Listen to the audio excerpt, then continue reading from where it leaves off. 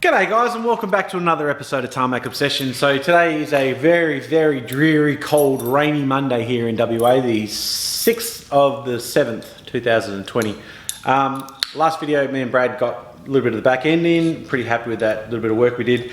The bolt that I was missing was one of those, and I ended up getting two new ones today. So I'm going to get the diff mounted in properly today. Also, today at my lunch break, I got all the bearings and the hubs and everything back together on the rear struts. So I'll be able to get those rear struts up and in, and I'll be able to show you where Techno Toy Tuning go wrong with they make the kits for those rear struts for the 260Zs.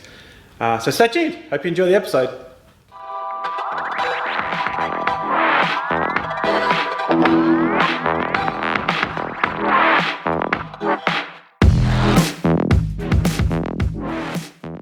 Here's what I found the issue to be with the T3 Weldon kits. So, like I said, I've got all those hubs and everything, they're all in there ready to rock and roll. But here's the issue with the kits. So, the shafts for the shock come up and then they taper in right at the top up here. Right? So this is the original piece here. This is the same one that you get supplied with the kit. So that is designed to sit on that shaft, right down there. So, with the kits, it automatically wants to push that spring as high up as it can till it sits on the seat, which is under there, with the washer. So that's how the instructions are shown, that's how it's done. So there's a seat in there, then a washer, and then that sits up on top of it. But the problem you get is, because it's not the right size, it flogs around. And I checked and checked and checked, and I said, yeah, no, that's how it's supposed to be. Even the photos, I should put one of the photos up off the website, and you can see it is offset. So what I ended up doing was going to a local machine shop here and getting another set made. So these are the ones I had made, the new ones, and this is the original one. You can see the hole size, it's just slightly different. So they machined them up for me. So they're exactly the same, solid bases rather than having the recessed base. But just that slight difference in that hole size makes all that slop and play go away, and then the spring can sit up nice and tight without having any of this movement. So I'll just throw my new one on and I'll show you the difference. So I've just replaced the T3 supplied hats with the one I had made, and you can see the difference straight away. There's no play in that at all. So that's going to remove all the slop, all the sideways, the lateral movement from that spring when it's in the car. And I don't know why. I mean, they do a pretty bloody good product, but I asked them multiple times about this, and they just kept saying, no, it's right. But that's no movement that's going to make no noise now. So I'm happy to chuck them in the car and get the back end in. But yeah, that was an issue. Guys, resolve that issue. So I took out the bolt that we had in that one mount, and I got that so I could match it up properly. I put the diff loop on, you can just see it up the top there. There it is, that diff loop's all done now.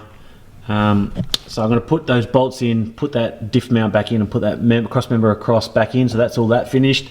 Then I'm going to whack the drive shafts in and the suspension in. So it should take me a couple of hours to get all this back together.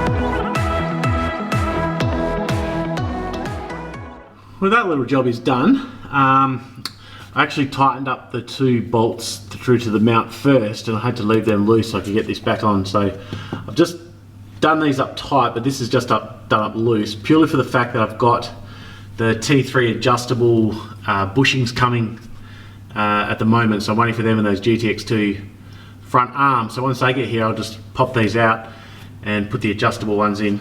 So I don't have to take any other stuff off to be able to swap them. So that's the next job I'll do. So now I'm going to get the drive shaft in and start getting this strut in on the passenger side here. So yeah.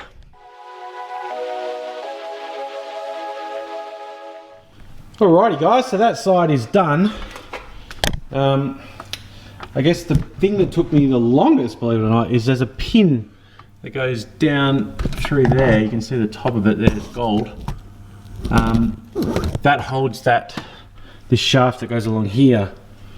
This one goes in through there in the middle, so it can't eject if the nuts come off.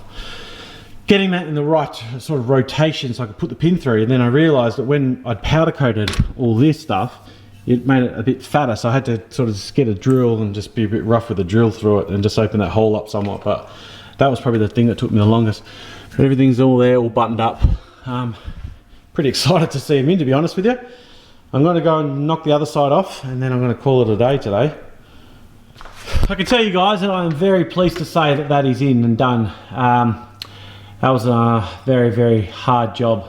The pin on the bottom of these, getting them in was super tough. I didn't think it'd be as tough as it was. It took me about 3 hours all up to get both sides in, and those pins were the hardest of them all. Let me tell you, it was tough. But it's done now, so thank God I don't have to touch that again. I also got the top mount in here for the crossbar. I've got the tri-bar set going to go in. I've got to fit that one up. Forgot about that, but I can do that another time. Yeah, I've got to get the tri-bar set in, so I'm going to have to drill a hole down there somewhere to get that all in. But that is it for me. I'm absolutely finished. I'm going to call it a night, and probably, yeah, later in the week have another crack.